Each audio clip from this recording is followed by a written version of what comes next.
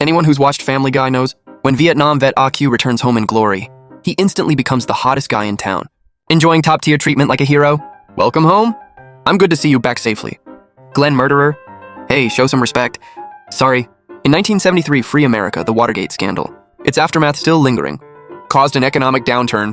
Plus, the Vietnam War was in full swing, leaving people living in dire straits. But the wealthy Griffin family was an exception. Relying on their substantial family wealth, they still lived a shamelessly luxurious life. The eldest son, Chris, had completely degenerated into a playboy. Every day, it was either clubbing and doing drugs, or messing around with other guys, seeing his son was going to waste. Peter, typically a benevolent father, had a sudden idea. He decided to send him to Vietnam for some tough training. Brian was terrified and quickly tried to stop him. That's a living hell! Dude, tens of thousands are dying every day. You have no idea how brutal war really is. How would I not know? I participated in the Normandy landings in 1958. Of course it was 1958. So the resistance wasn't quite as stiff. No running. I said no running. No running. Peter, who understood the cruelty of war, had made up his mind. He still planned to send his son to Vietnam for a trip as his duty. After all, going there would not only cure his son's stubborn ailment, but he would also come back like my brother AQ. To be revered by thousands, how satisfying would that be? Oh, I left my carry-on back on the plane. All right, when he comes back, we gotta make them feel welcome again. After Peter had respectfully seen off AQ, he dragged his brother to a bar to catch up over drinks. Old Black saw AQ returning safely, feeling both envious and emotional, especially old Joe, whose gaze was incredibly complicated. Now I did.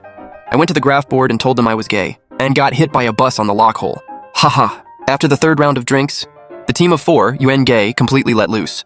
And Peter also learned from AQ about the various things he had experienced in Vietnam.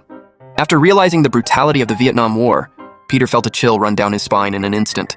Finally understanding how big of a deal he had made, he began to regret sending Chris to enlist.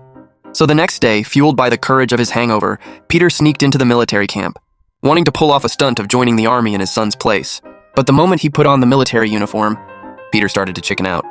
He attempted to slip away and escape the camp, but was immediately arrested by the commanding officer. It was then that Chris, pulling yet another all-nighter, showed up late. His jaw dropped as he watched his old man already cheerfully singing along and getting ready to ship out to Vietnam. Wait, at my sunshine. My son... Not me. Yes, it's gonna die. And every sunlight disk. A few days later, the military delivered joyful news. Pete had died a hero's death on the battlefield, being kindly escorted to meet his maker by a compassionate transsexual. He now lays buried deep in the earth, forever at rest.